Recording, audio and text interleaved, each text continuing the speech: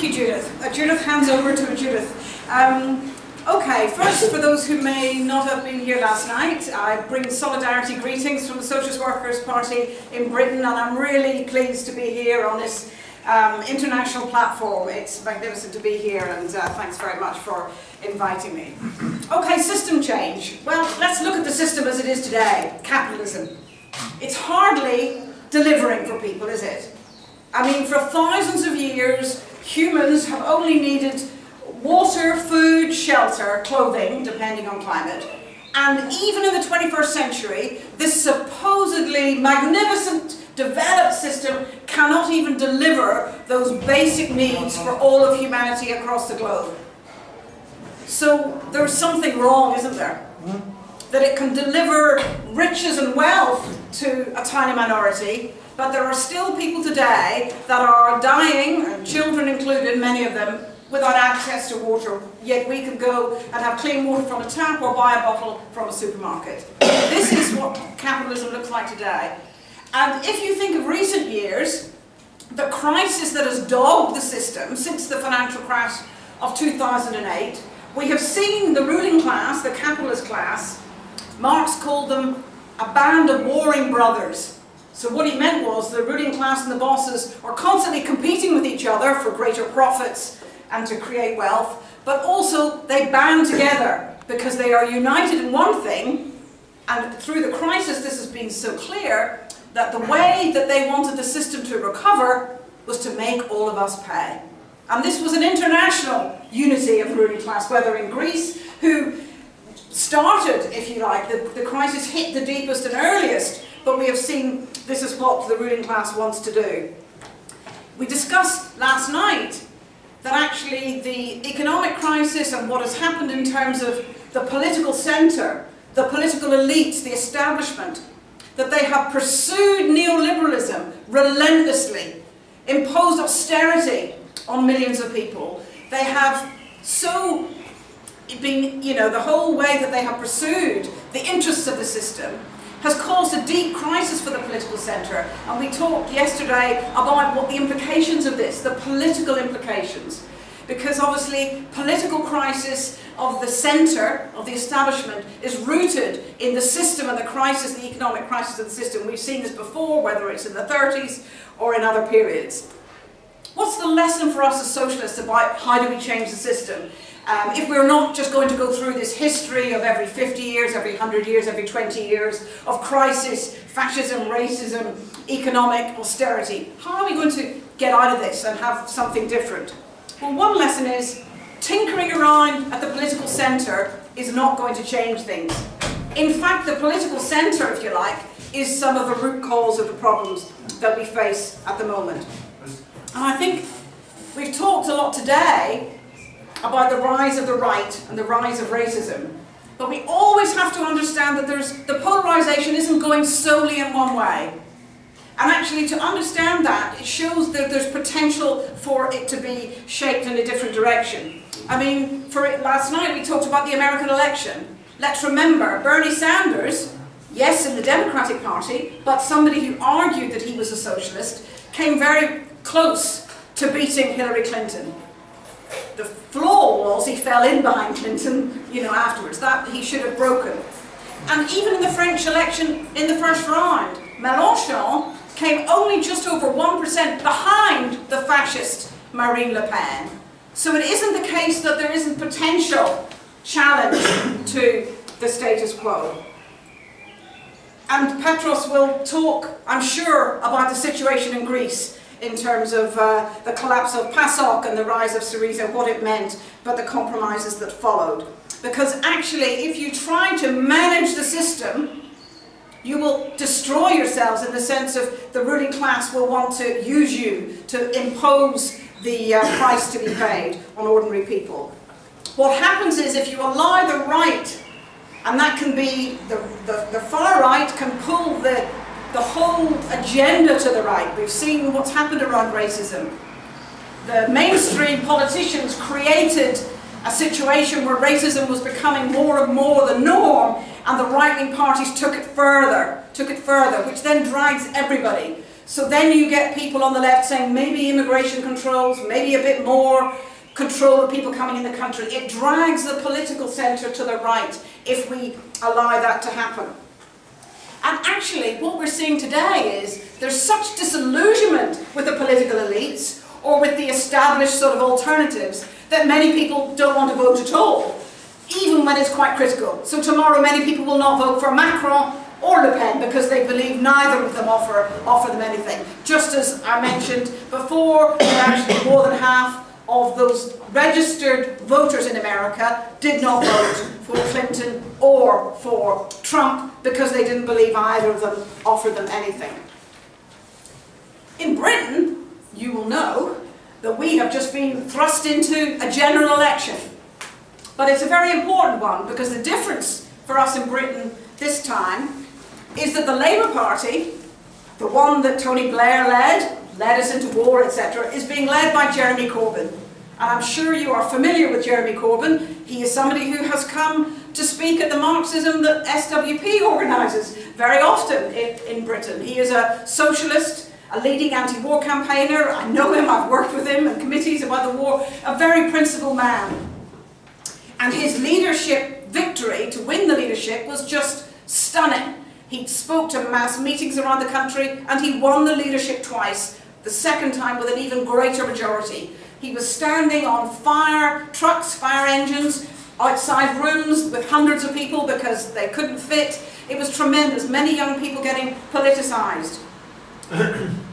But even somebody as principled as Jeremy Corbyn is under immense pressure to compromise, to soften his politics, to step back from being anti-nuclear, to step back from some of the principled positions. Because reformism isn't just about being principled, it isn't just about a good person. It's about the system and how it actually can shape you.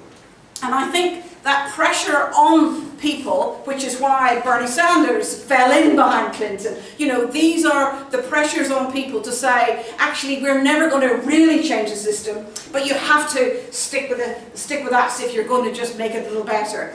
And I think we see that this danger with Jeremy Corbyn is that he becomes a hostage of the right wing in the Labour Party.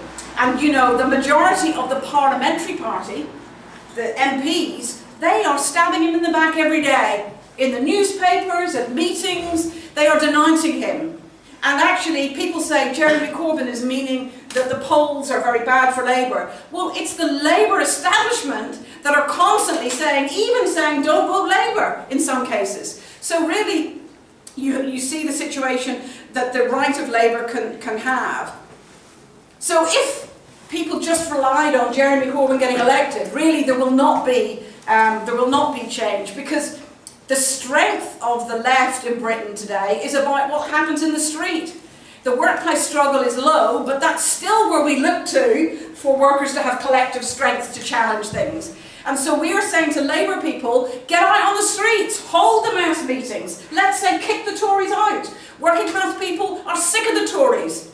They're sick of the idea that Theresa May invited Trump to visit. They're sick of the idea that she was the first one to go visit Trump and hold hands with him in the White House. And so there's a potential to build a movement on the streets about racism, about austerity and the cuts and all the rest of it. And this is where, I mean, you know, I've talked about in previous meetings about why the SWP is fighting to build the Stand Up to Racism organisation, which had a tremendous 30,000 on the streets for our equivalent of the March anti-racist demonstration, where actually when Jeremy Corbyn was first elected as leadership, he left the conference hall after winning and walked straight out to be on the demonstration last year and speak on the platform. It's a very important movement.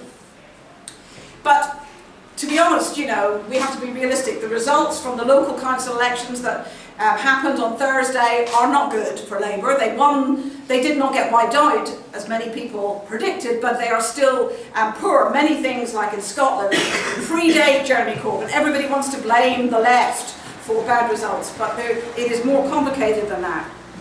But you know, we are in a situation where we are saying stand up against all the slander that is being sent towards Corbyn and the left. I mean, you know, the media You would think that if Jeremy Corbyn got elected, that the world would end, that we were all going to, there's the poison, the lies, the distortions that are constantly coming from the media, and obviously the Labour right.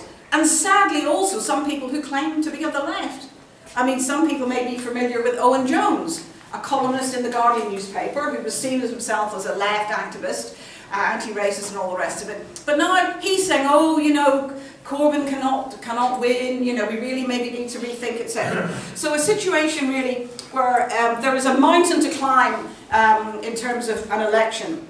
And I think that, what it shows actually is how much the ruling class are not willing to give up anything. Because if they are so scared of even just a Labour victory, think how scared they'd be by a genuine challenge from below that is really going to transform things. They're scared of paying a bit more in tax, so they go crazy with all of this propaganda and all the rest of it. And I think so therefore we have to look at the situation, not to wish what we want, but to actually face the reality about what is needed. And what we need is a movement, what we need is collective struggle of the class from below, and that even it's not enough to tinker with the system and just win reforms, but we want to fight for reforms, but the only way to do it is fighting from below, not by putting somebody different at the top. That actually that's the only way we're even going to, well, to be honest, even going to get a Corbyn victory is by struggle from below. But that sense of the struggle is always what changes things. It's never ever been given to us. It's never ever been handed over because the ruling class feel a little bit benevolent or worry about people. It's always been a struggle to grasp every single victory. Even the very right to vote was something that was won, and people went to prison and people died for the right to vote. So the ruling class will never give anything up easily. So the system can never be reformed away. It's going to have to be overthrown and transformed. I mean, we heard about we've talked a lot, this Marxism, about the Russian Revolution 100 years ago. It is proof of the power of ordinary people to overthrow a dictatorship of the Tsar. The Egyptian Revolution, where some of you will know, I was lucky enough to report for our paper, Socialist Worker, from Tahrir Square. That showed the power of ordinary people. People who were used as pawns by the dictator, by the Western imperialist powers, threw away in 18 days a dictator that assumed he and his sons and their sons were going to rule indefinitely. That shows the possibility. And remember, the whole sense of what happened in Russia, we know how the Soviet Union ended up was far from socialism. And so we, in our tendency, cheered with the collapse of Eastern Europe and the collapse of the Soviet Union, because it was not socialist. And it cast a shadow over the idea of socialism, that these countries called themselves socialist and communist when they were clearly not. But it shows that the revolution itself was a beacon of hope. The revolution itself shows what's possible. The same in Egypt. The revolution itself made changes, but it wasn't enough to stop the counter-revolution. And I think this is where we have to learn what the lesson is of that. Because the Bolsheviks, they didn't make the revolution. They led and won people to the idea that they could win. And in fact, before the days of mobile phones and the internet and everything else, the word Bolshi, short for Bolshevik, travelled across Europe into the trenches of the soldiers in northern France who mutinied against their officers, and the press and the officers called them Bolshis. Well, I say we should be proud to be Bolshis today. Bolshi has become a word in English that means you're a bit uppity and you always resist. Yes, we are Bolshis. And that's that sense of being a revolutionary is both about being intransigent against exploitation and oppression, but the other side that I'll finish on is we also want to know what we're for. We're not just against everything, we're for something. We're for a society free from exploitation, racism, sexism, homophobia, without divisions. We are for a socialist society that looks utterly different to this, a complete system change, and it's not a pipe dream. Because if we've seen revolution 100 years ago and revolution at the beginning of this century, revolutions are real. And revolutions and mass movements will erupt whatever we do. They are an inevitable part of the dynamic of capitalism where a minority are holding down the majority. They will happen whatever we do. But what is not inevitable is victory. How do we win next time? How do we stop the counter-revolution? An Egyptian socialist who was at your Marxism last year made the point clearly that the revolutionary socialists in Egypt were brave and fantastic revolutionaries. They simply didn't have the critical mass within the working class to hold back the army taking the front of the revolution. We need to be a critical mass, not on the day a revolution happens. Revolution is not an event, it is a process which may go on for years. In Egypt, it's going on for years. But we have to have revolutionary socialist organisation built today, fighting for reforms, fighting to make things better, but always with this vision of an utterly different society. We just don't want to make capitalism a little less nasty. We want to get rid of capitalism utterly and have something different. So, as the wonderful American historian Howard Zinn said, he said, you cannot be neutral on a moving train. You cannot be a spectator. You cannot sit back and watch. You have to get stuck in. And so several people joined Gästen last night. I hope more will join tonight, because we want you to join us and join the struggle. Thank you.